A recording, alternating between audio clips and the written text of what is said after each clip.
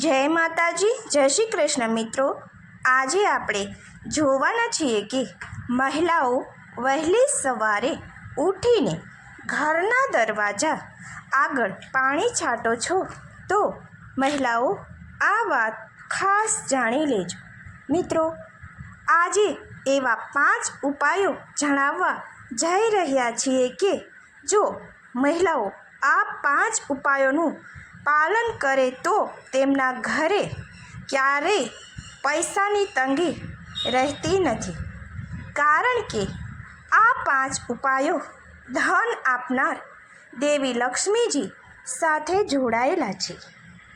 અને જો મહિલાઓ આ 5 ઉપાયોનું રોજ વહેલી સવારે ઉઠી અને પાલન કરે તો અથવા આ ઉપાયો કરે તો તેમના ઘરમાં ક્યારેય ઝઘડાઓ થતા નથી, પરિવારજનો ક્યારેય બીમાર પડતા નથી અને આર્થિક તંગીઓ હંમેશને માટે દૂર થાય છે. મિત્રો, આ 5 ઉપાયોમાંનો એક ઉપાય છે જે મહિલાઓ સવારે ઉઠીને ઘરના દરવાજા આગળ પાણીનો છંટકાવ કરે છે. મિત્રો, આપને જણાવી દઈએ છીએ કે જ્યાં દેવી લક્ષ્મીજી હોય છે ત્યાં દરિદ્રતા નથી હોતી અને જ્યાં દરિદ્રતા હોય છે ત્યાં લક્ષ્મીજી હોતા નથી.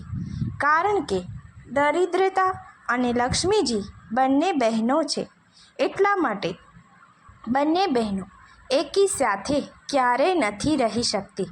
તો મિત્રો, જો લક્ષ્મીજી પ્રસન્ન હશે તો આપના ઘરે ક્યારેય દરિદ્રતા આવશે નહીં. તેના માટે આ વિડીયો આપણે જોતા પહેલાં કોમેન્ટ બોક્સમાં જય માં લક્ષ્મીજી લખવાનું ભૂલશો નહીં.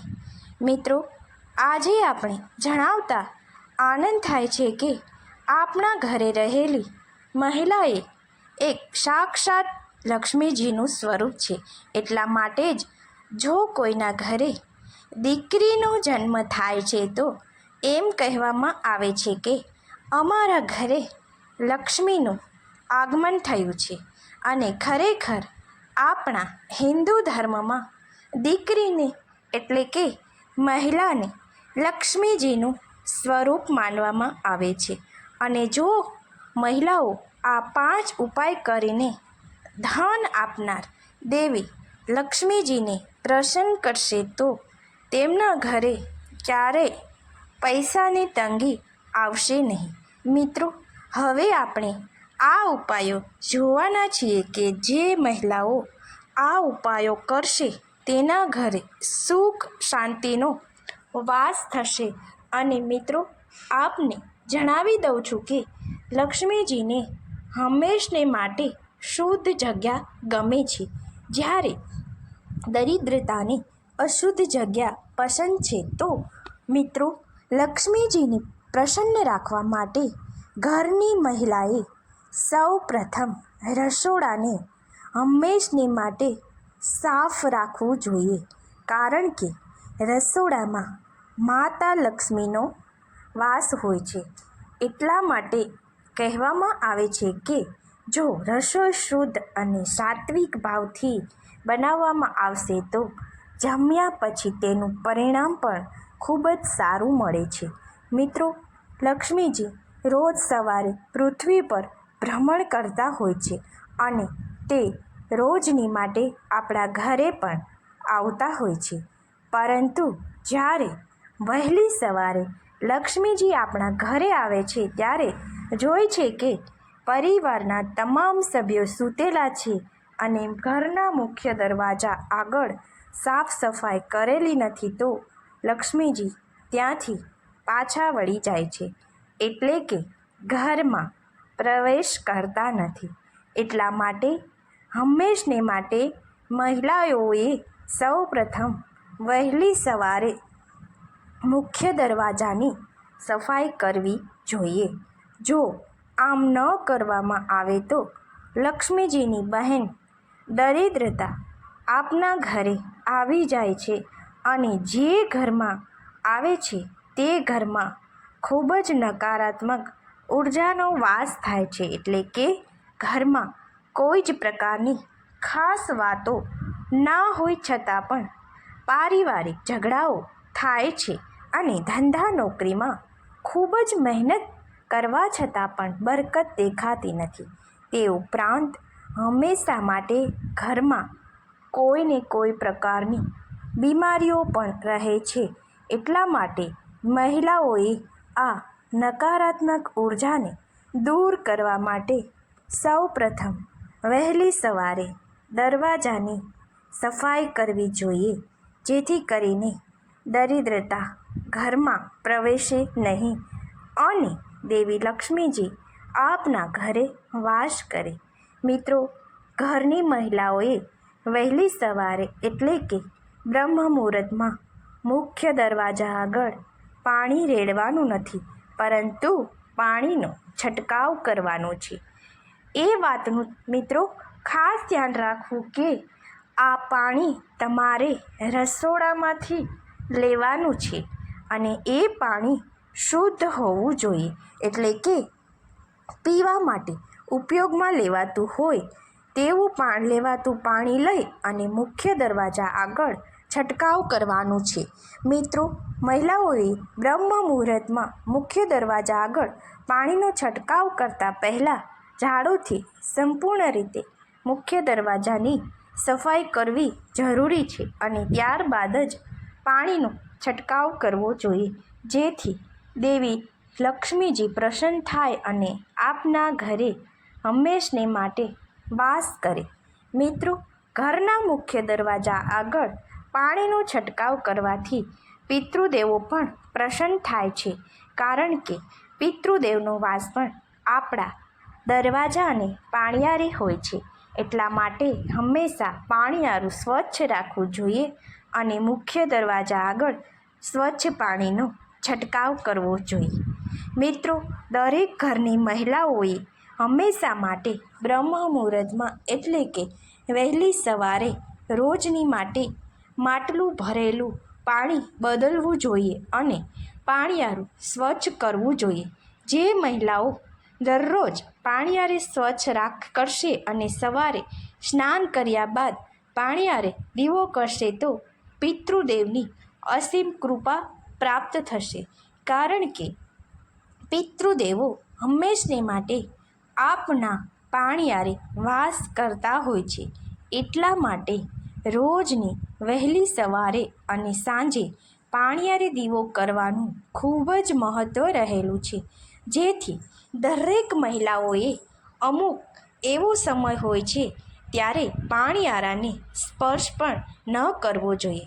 એટલે કે માસિક ધર્મમાં હોય છે ત્યારે સ્પર્શ ન કરવો તથા દીવો કરવો ના જોઈએ.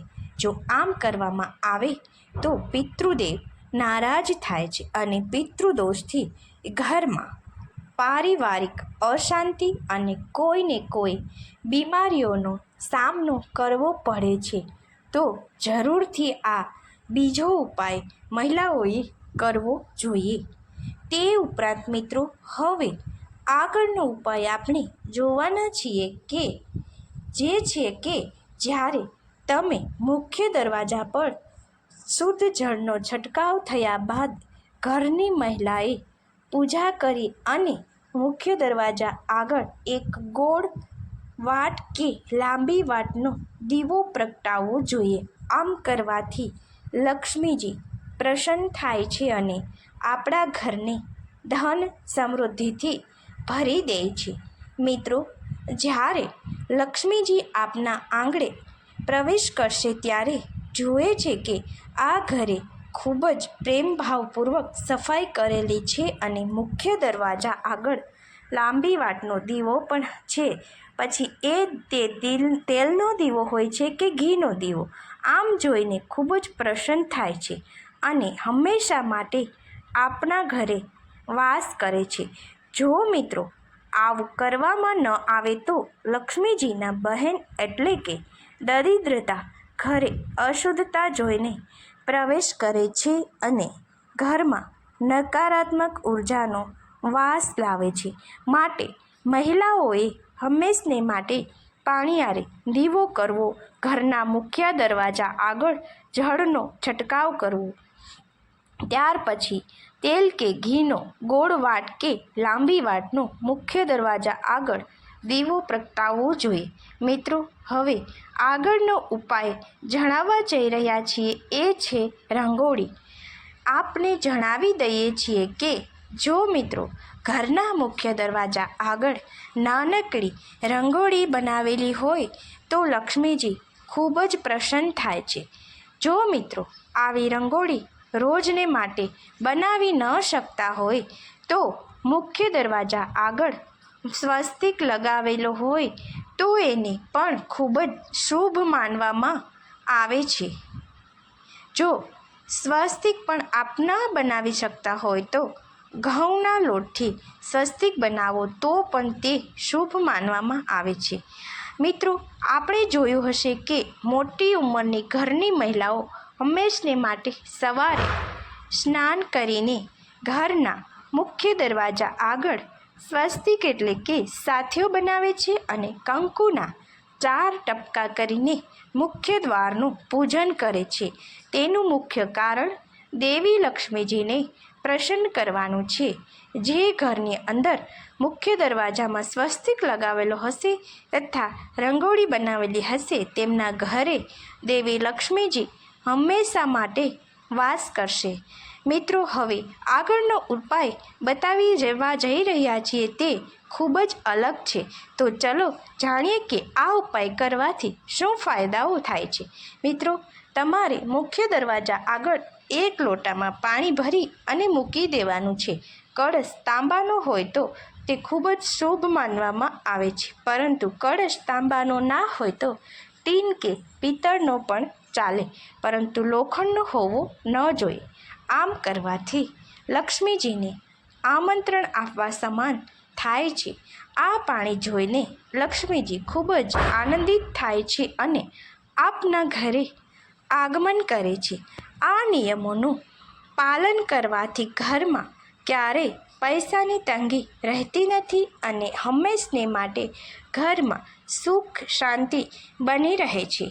આશા રાખું છું કે મિત્રો તમને આ અમારો વિડીયો પસંદ આવેલ હશે અને અમારી ચેનલમાં આવી જ માહિતી મેળવવા માટે જોડાયેલા રહેજો. જય મા લક્ષ્મીજી, જય માતાજી. આભાર.